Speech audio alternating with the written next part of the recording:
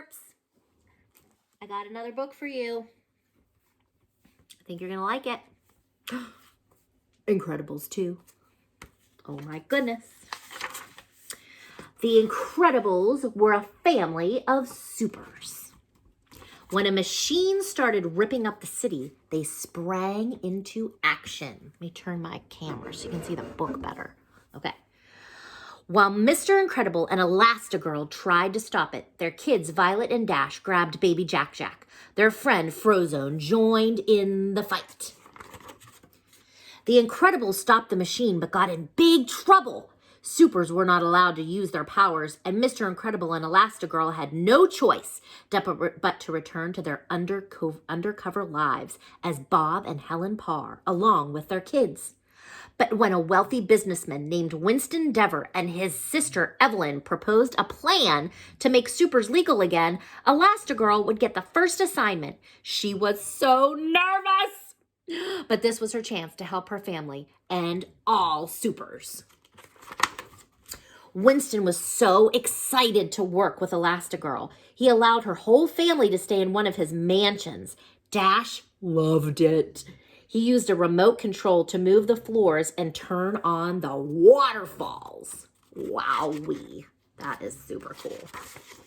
On Elastigirl's first day at her new job, she spotted a runaway train.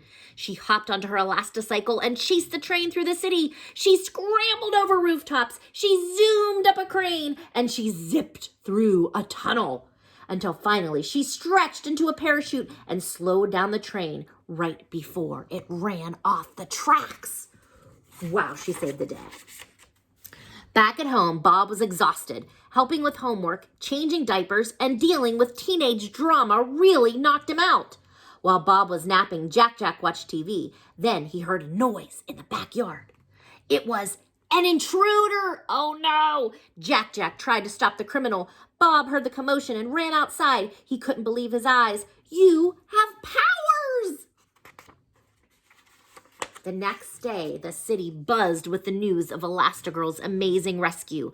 During her first TV interview, a supervillain called the Screen Slayer attacked. He took over an ambassador's helicopter. Elastigirl raced off and rescued the ambassador. Ha ha. Elastigirl still needed to catch the Screen Slaver. With Evelyn's help, she traced the villain's signal to his lair. She chased him through the building and captured him. But something didn't feel right.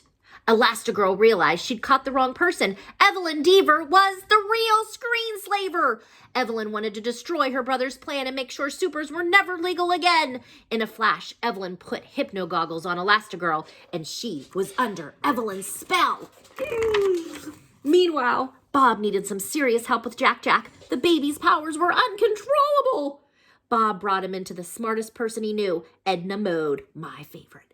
Edna made a special supersuit and tracker to help manage Jack Jack's powers. Everything was finally calm at home, and then Evelyn called and said Elastigirl was in trouble. Bob asked Frozone to watch the kids and then rushed away.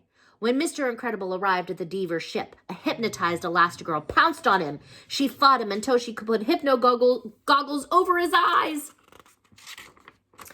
Meanwhile, a group of hypnotized supers arrived to capture the kids. Frozone showed up just in time to help. Dash clicked a remote and zoom! The amazing Incredible pulled up. Incredibile. It whisked the kids away while Frozone was captured by the supers. The Incredibile brought the kids to the ship. But where was Jack Jack? Oh no. Dash and Violet were tracking their lost brother when a hypnotized super attacked! Violet flung razor-sharp force fields at the super until she and Dash could escape. Whoa.